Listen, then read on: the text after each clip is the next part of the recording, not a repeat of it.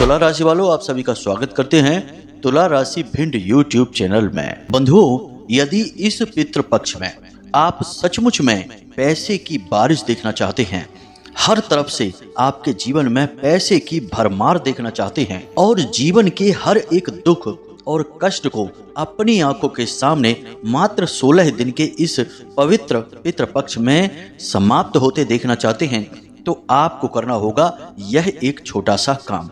आपको यह एक दिव्य चीज मंदिर में जाकर विशेष नियम और विधि विधान के साथ दान करके आनी है। यह कोई साधारण चीज नहीं है और ना ही यह कोई साधारण क्रिया है। असल में यह एक गुप्त प्राचीन महाविद्या है जिसे केवल कुछ ही चुनिंदा लोग जानते हैं और गुरुओं की कृपा और उनकी तप और आशीर्वाद से ही इस चीज का लाभ प्राप्त किया जा सकता है। तो इसी गुरु शिष्य परंपरा के अंतर्गत हम इस एक महाविद्या को आपको देने जा रहे हैं, माता भद्रकाली की कृपा और आशीर्वाद से। बंधुओं, आपके जीवन में पैसा इतना आएगा कि आप गिनते गिनते थक जाएंगे, इस बात की हम गारंटी देते हैं। किस्मत चमकाने का आपके लिए यह आखिरी मौका है।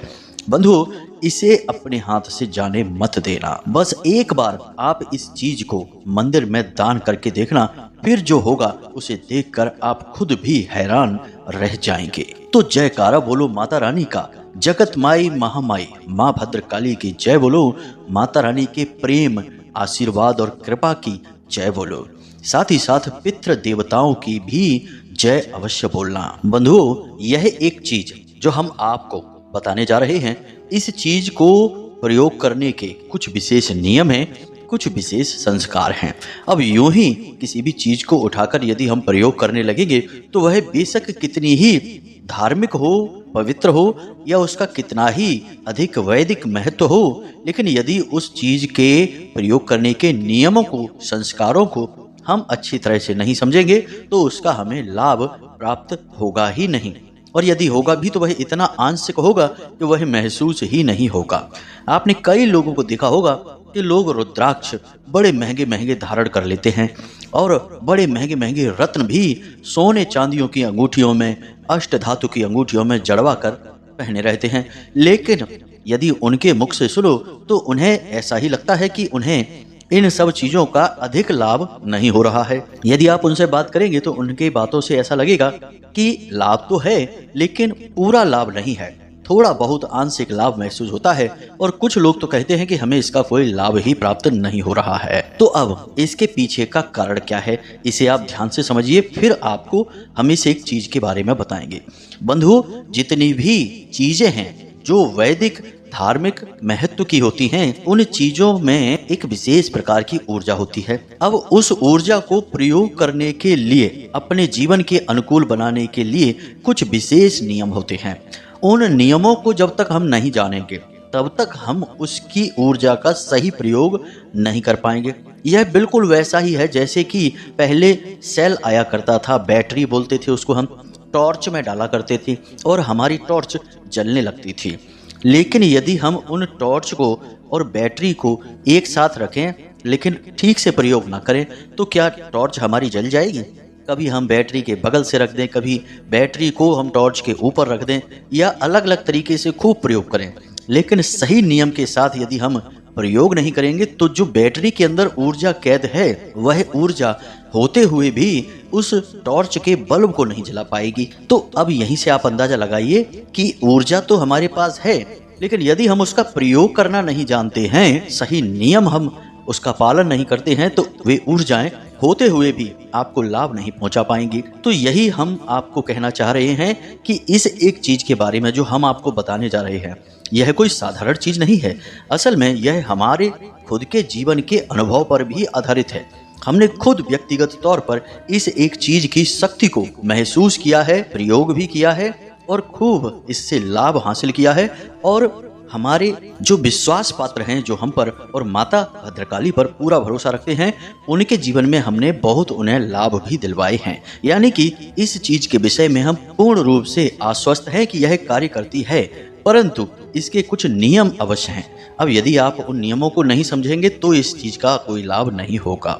बस तो अब आपने यहाँ तक इतनी बातों को समझा कि हम एक चीज के बारे में बताने जा रहे हैं।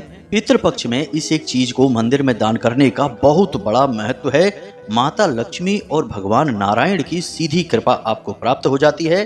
साथ ही साथ इस एक चीज के प्रयोग करने के कुछ खास नियम हैं, कुछ सावधानियां हैं, इनके बारे में भी आपको हमें बताना है। तो अब आपको यदि अपने जीवन में सचमुच में अपनी परेशानियों से छुटकारा चाहिए, यदि आप सचमुच में अपने जीवन में खुश होना चाहते हैं, आनंद लेना चाहते हैं, हर काम में कामयाबी हासिल करना चाहते हैं, तो आप इस कार्यक्रम को अंत तक अवश्य देखना।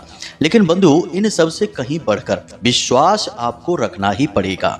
यदि आप अपने धर्म, अपने भगवान और अपने आराध्य पर ही भरोसा नहीं करते हैं तो फिर आपके लिए यह कार्यक्रम नहीं है, बिल्कुल बेकार है। आप अभी इसी वक्त इस कार्यक्रम को छोड़कर जा सकते हैं। बंधुओं, हमें इस बात से कोई फर्क नहीं पड़ता है कि हमारे कार्यक्रम कौन देखता है और कौन हमारे बारे में और हमारे द्वारा दिए गए ज्ञान के बारे में क्या सोचता है। हमें फर्क इस बात से पड़ता है कि हम जो अपना अनुभव, अपना ज्ञान आप लोगों तक दे रहे हैं वह 100% कारगर होना चाहिए और उसका जो भी प्रयोग करे सच्चे मन और विश्वास के साथ, उसके जीवन में 100% बदलाव आना ही चाहिए। इसीलिए हम बहुत ही विस्तार के साथ, बहुत ही धीरे धीरे आपको सारी बातें समझाते हैं। इस चक्कर में हमारे कार्यक्रम थोड़े से लंबे अवश्य हो जाते हैं, लेकिन यदि आप ठंडे दिमाग से इन बातों को समझेंगे तो हम क्रमबद्ध तरीके से ही चलते हैं और आपको हर एक चीज बारीकी के साथ ही समझाते हैं।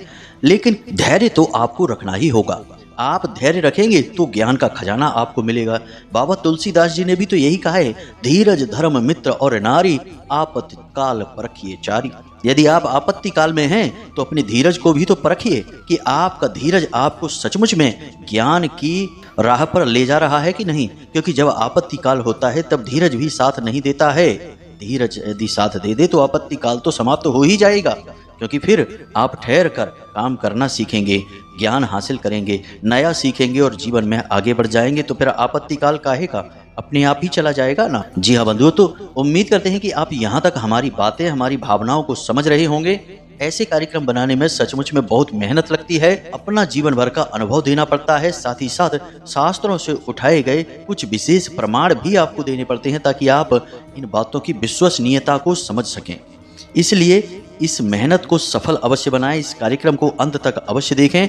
याद रखें कि हम जो भी कार्यक्रम देते हैं, जो भी ज्ञान देते हैं, वह माता भद्रकाली की कृपा और उनकी अनुभूतियों के आधार पर ही होता है। इसलिए आप यह समझ सकते हैं कि इन कार्यक्रमों के माध्यम से, इन बातों और ज्ञान के माध्यम से माता भद्रकाली आपके जीवन को बदलना चाहती हैं। क्योंकि माध्यम तो किसी न किसी को बनाना ही पड़ेगा।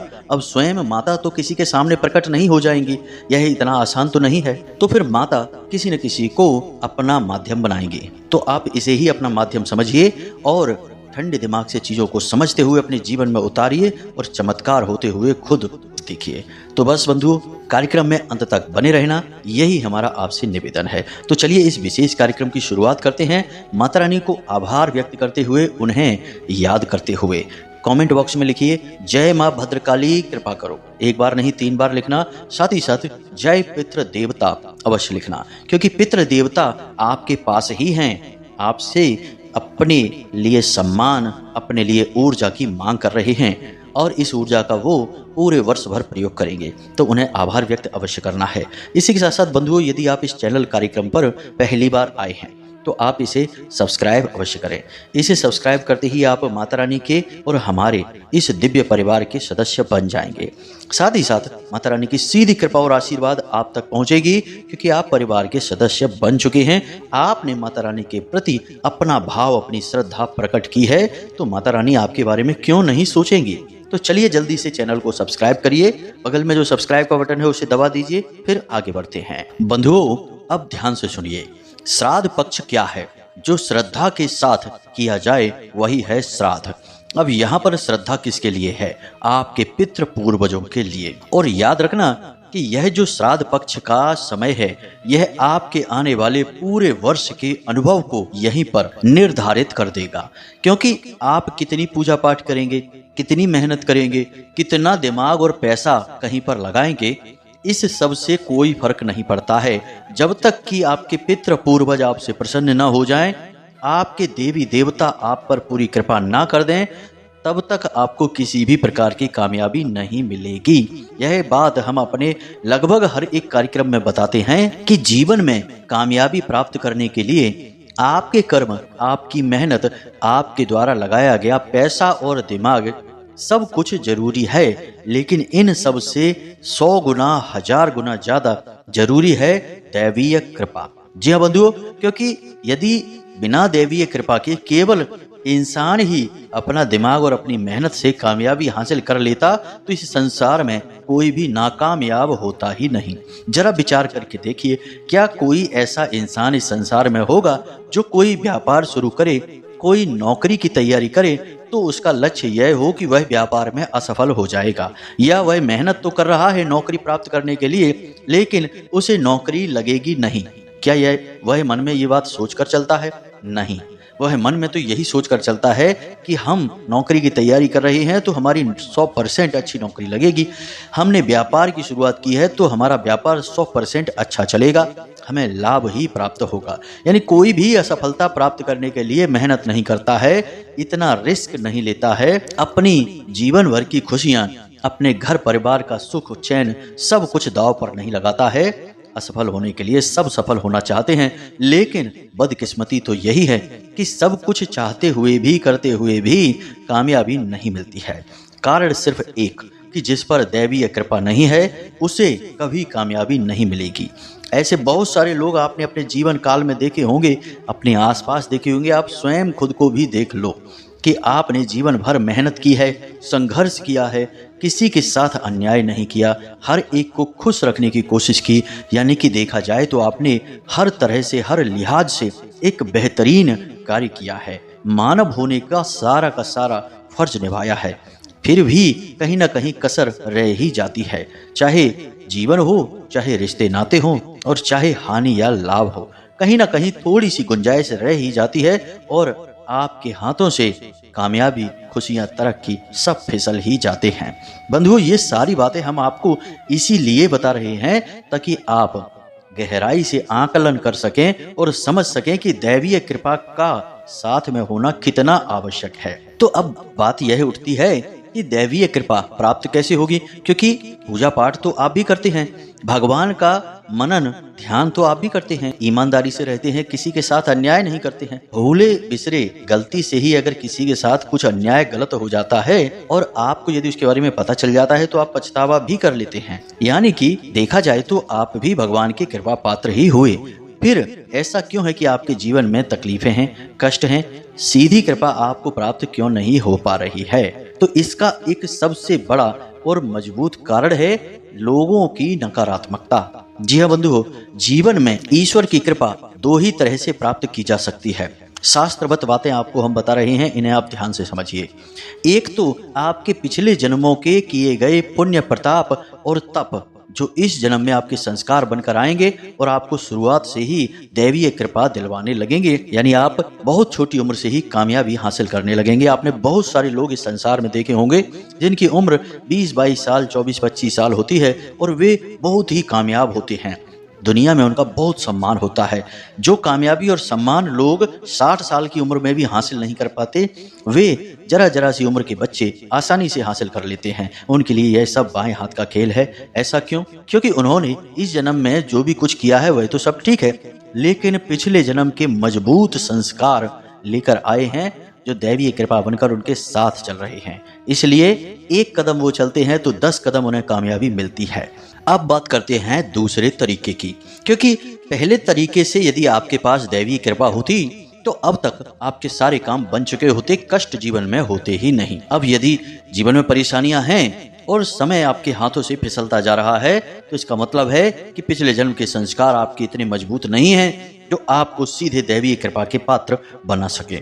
तो अब बात करते हैं कि इस जन्म में आप सीधे दैवीय कृपा कैसे प्राप्त कर सकते हैं। तो इसी विशेष बात को समझने के लिए आप यह समझिए कि वर्ष भर जब समय गुजरता है तो कुछ न कुछ ऐसा विशेष समय अवश्य आता रहता है बीच बीच में, जिससे सीधे दैवीय शक्तियां इंसान से जुड़ने की कोशिश करती हैं। इन्हें ही हमारे हिंदू धर्म में अलग अलग समय काल और त्योहार और पर्व के रूप में दिखाया जाता है। जैसे 9 देवियों के 9 दिनों तक माता रानी की कृपा आसानी से प्राप्त की जा सकती है।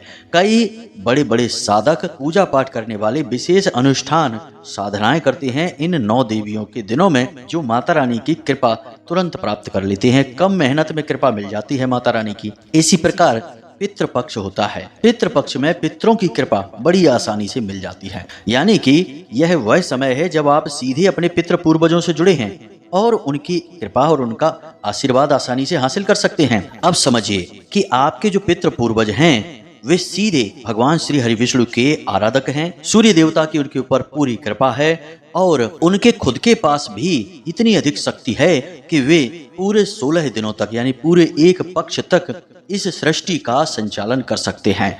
तभी तो 16 दिनों का संस्कार उनके लिए बनाया गया है, जब वे सृष्टि का संचालन करेंगे, जब भगवान श्री हरि विष्णु योग निद्रा में जाएंगे। तो अब समझिए कि उनके पास कितनी अधिक ऊर्जा होगी। तो आपको अब इसी ऊर्जा का लाभ उठाना है।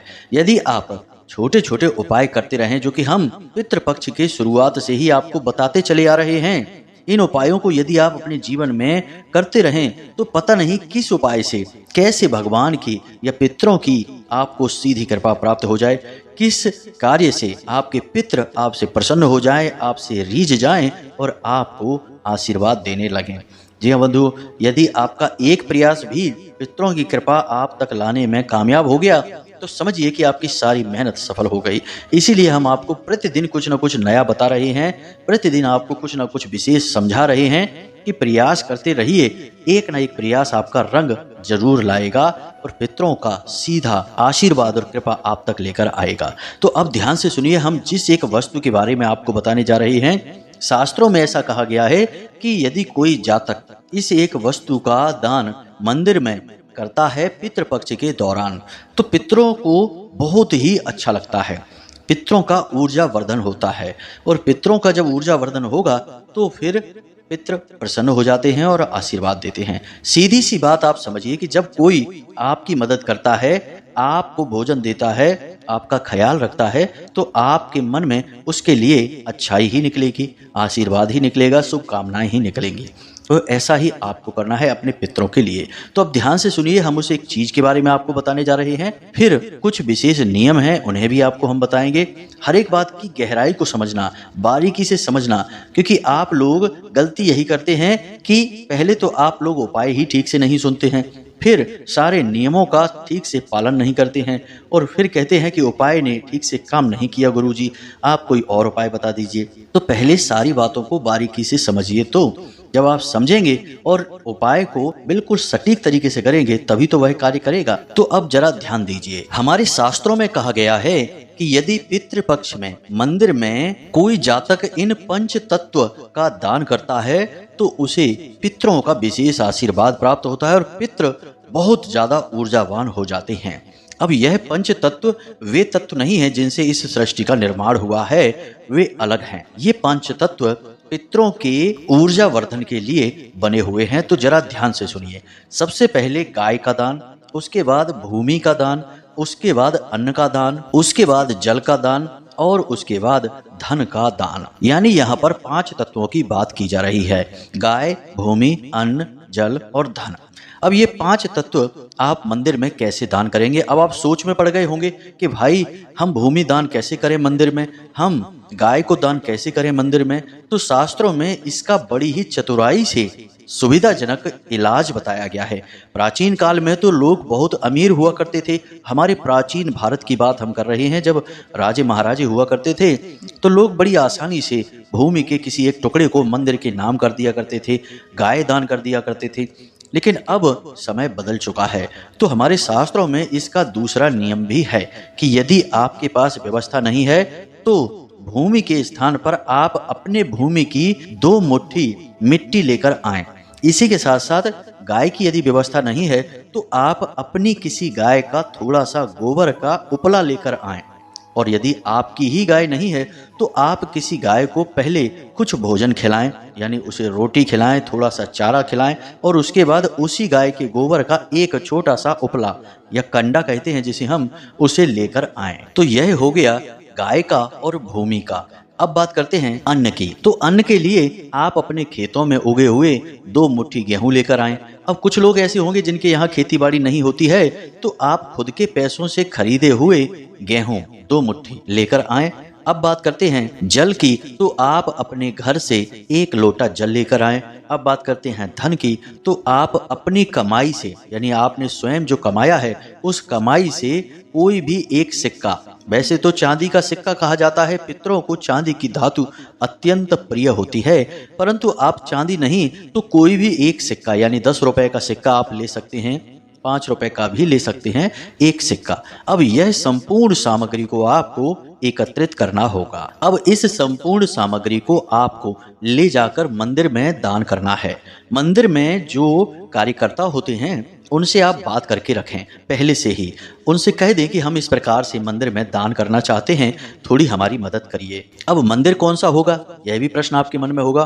तो मंदिर भगवान श्री राम का हो सकता है, हनुमान जी के मंदिर में भी राम दरबार अवश्य होता ही है, भोले बाबा का मंदिर हो सकता है। तो आप इनमें से किसी भी एक मंदिर में जाकर इस प्रकार से दान कर सकते हैं। अब आप जो गाय के गोबर का उपला लेकर जाएंगे उसे उस मंदिर के कर्मचारी को दे दें और उससे कह दें कि इस उपले से मंदिर में बनने वाले किसी भंडारे में, किसी विशेष प्रकार के अनुष्ठान में या फिर होने वाले किसी यज्ञ हवन आदि में इस उपले का प्रयोग कर लें। इसी के साथ साथ जो आप मिट्टी देंगे उस मिट्टी को भी आपको उचित जगह पर रखना होगा। तो आप ऐसा कर सकते हैं कि उस मिट्टी को जो मंदिर का चूल्हा है जहाँ पर भोजन भंडारा आदि होता है वहां पर डाल सकते हैं उसके अंदर, या फिर सबसे अच्छा स्थान है यज्ञ हवन की जो वेदी होती है उस वेदी के अंदर आप उस मिट्टी को डाल सकते हैं, उससे गीला करके लीप सकते हैं। उसमें थोड़ा सा गाय का गोबर और मिला लेंगे तो सर्वश्रेष्ठ उपयोग होगा, उस वेदी का आप लेपन कर सकते हैं। इसी के साथ साथ जो आप घर से जल लेकर जाएंगे उसे भगवान को समर्पित कर दें, भगवान के ऊपर उस जल का अभिषेक कर दें यदि भोले बाबा का मंदिर है, और यदि आप हनुमान जी के मंदिर जाते हैं तो उस जल को भगवान को चढ़ाने के बाद मंदिर में ही प्रांगण में आप छिड़काव भी कर सकते हैं।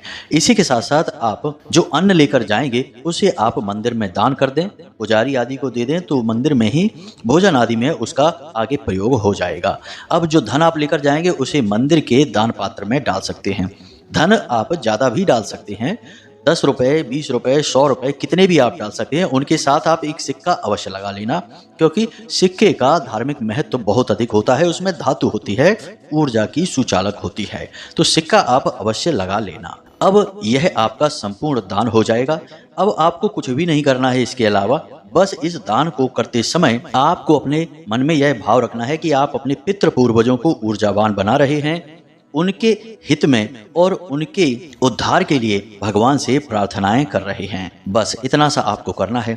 अब बाकी जो आपको नियम और विधि विधान है वे पूरे पितृपक्ष मानने चाहिए, यानी कि किसी जीव की हिंसा नहीं करनी है, किसी को प्रताड़ित नहीं करना है, किसी का हक नहीं मारना है, झूठ नहीं बोलना है, और हो सके तो संपूर्ण पितृपक्ष आपको पूर्ण ब्रह्मचर्य का पालन करना चाहिए। जमीन पर शयन करें तो सर्वश्रेष्ठ रहेगा, वरना कोई बात नहीं है, चलेगा। इसी के साथ साथ व्यसन से दूर रहें, यानी अधिक ना सोएं, मांस भक्षण ना करें और शराब आदि का भी सेवन ना करें, जुआ शराब से दूर रहें। इन सब नैतिक नियमों का आप पालन करें। बस इतना आप कार्य कर लेंगे तो आपके पितृ तुरंत ऊर्जावान हो जाएंगे और आपको शुभता का आशीर्वाद देंगे। आप इस प्रयोग को एक बार करके अवश्य देखना, बहुत ही शक्तिशाली प्रयोग है। हमने खुद ने भी इस प्रयोग से कई बार लाभ लिया है और कई लोगों को लाभ लेते हुए देखा है। यह प्रयोग जब आप करेंगे तो आपको दूसरे दिन से ही जीवन में अंतर महसूस होने लगेगा। जी हाँ बंधुओं, सकारात्मक ऊर्जाएं आपको घेरने लगेगी और आपके जीवन से नकारात्मकता अपने आप धीरे धीरे दूर होने लगेगी। तो उम्मीद करते हैं बंधुओं कि जो भी जानकारी हमने आपको दी है आप इसका प्रयोग करके अपने जीवन में लाभ अवश्य ले पाएंगे। अब यदि कोई प्रश्न आपके मन में उठता है तो आप कमेंट करके पूछ सकते हैं या फिर व्हाट्सएप नंबर पर मैसेज करके भी पूछ सकते हैं। डिस्क्रिप्शन बॉक्स में व्हाट्सएप नंबर है। इसी के साथ साथ आपसे निवेदन है कि आप हमेशा हंसते रहिए, मुस्कुराते रहिए, जीवन में सकारात्मक रहिए, भगवान में अपनी आस्था और विश्वास हमेशा बनाकर रखना और दिन में एक बार मंदिर अवश्य जाना, क्योंकि आपका उद्धार भगवान की कृपा से ही होना है। तो मिलते हैं अगले ज्ञानवर्धक कार्यक्रम में। प्रेम से बोलिए जय माई की, जय मां भद्रकाली। माता रानी आपका कल्याण करेंगी। धन्यवाद।